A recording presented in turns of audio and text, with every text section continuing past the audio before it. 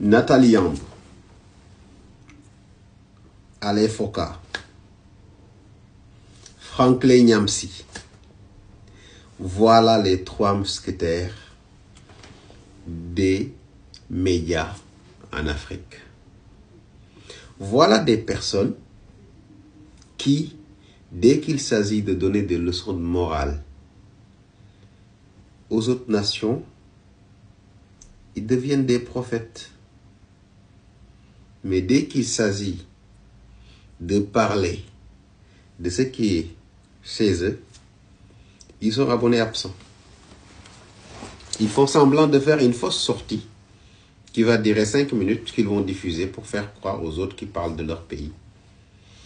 Là, Paul Biya vient d'avoir son 8e mandat, malgré la contradiction qu'il y a entre ce qui est déclaré et les PV qui circulaient sur Internet. Nous les avons écoutés, on ne les a pas entendus, ça veut dire qu'ils n'en ont pas parlé.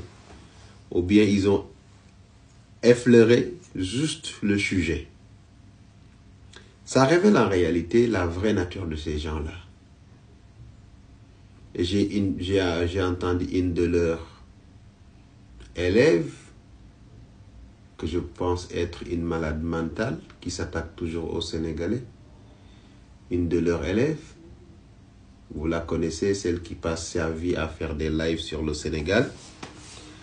Il dit que ouais, si vous contestez les résultats, allez descendre sur le terrain, n'envoyez pas les enfants des autres, envoyez vos propres enfants, ou vous-même, vous allez descendre sur le terrain, vous allez voir ce que vous allez trouver sur le terrain. Voyez combien ils sont lâches. Oui. Et ceux qui donnent des leçons de morale aux autres. Vous pensez que la liberté que les gens ont, la démocratie, le droit de choisir est quelque chose qui est inné, qui est acquis comme ça en dormant? Non les gars, réveillez-vous. Dans cette vie-là, il n'y a rien qui est donné. Chaque peuple a quand même sa manière de choisir ses dirigeants. Oui, ça, je suis d'accord. Mais quand vous choisissez le modèle qu'on appelle démocratie, par les urnes, il faut accepter de le faire de manière bien, ou bien ne pas le faire. Maintenant, tous les commentateurs du continent, j'ai vu Alain Foka, lui, il est sur des émissions de orateurs, je sais pas quoi. Lui, c'est comme si de rien n'était. Franklin, il était en Russie il y a quelques jours, je sais pas, c'était pour recevoir des ordres, je sais pas quoi.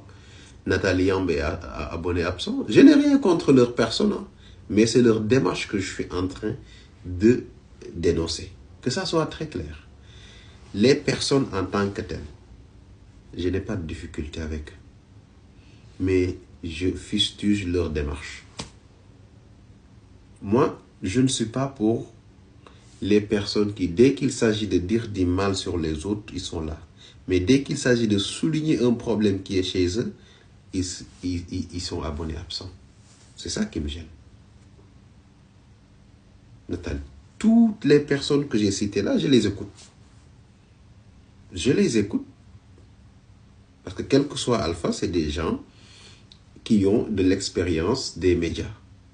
Mais en termes d'honnêteté, est-ce que c'est des références pour moi? Pour moi, non. Parce qu'aujourd'hui, le Cameroun a besoin d'eux, de leurs paroles. La jeunesse camerounaise a besoin de leurs paroles. La jeunesse camerounaise a besoin de leur expérience. Mais elles sont abonnées absentes. Soit ils collaborent discrètement, soit c'est des gens qui ont tout simplement choisi de tourner le dos à leur pays. D'aller se faire appeler professeur ou je ne sais pas quoi dans les autres pays, au moment où dans leur propre pays, Biya est en train de forcer un 8e mandat à 93 ans. Biya qui, même quand on l'invite dans une salle pour parler aux invités, aux participants, à des collègues, il demande s'il y a des gens importants dans la salle.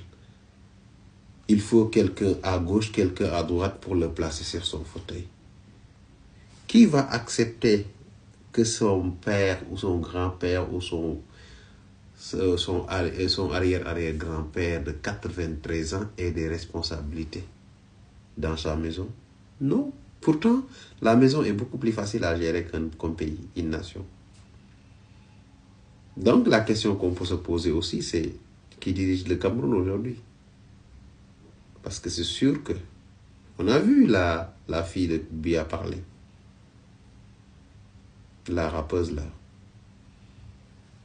Elle a parlé. Qu'est-ce qu'elle a dit?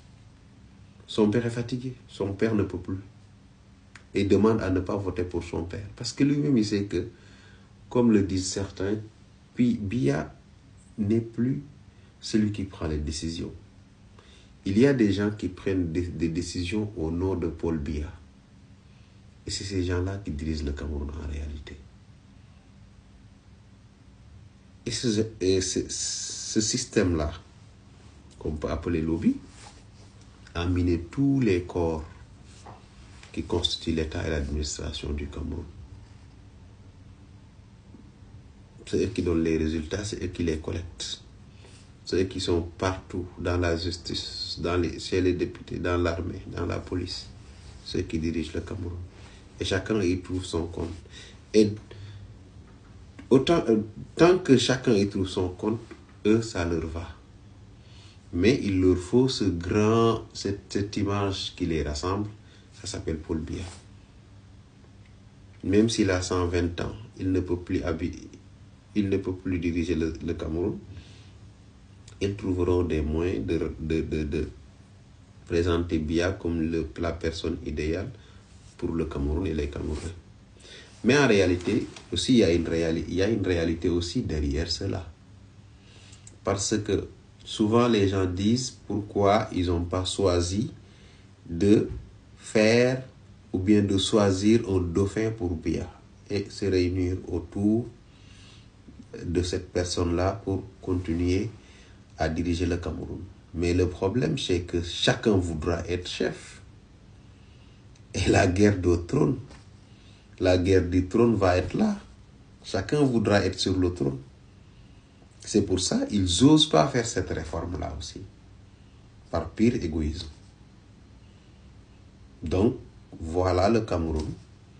Paul Biya a décroché son 8e mandat proclamé par une personne, je pense, qui a presque son âge. Donc, c'est déplorable pour une population qui, plus de 50% ou 60% a moins de 35 ans. C'est ça.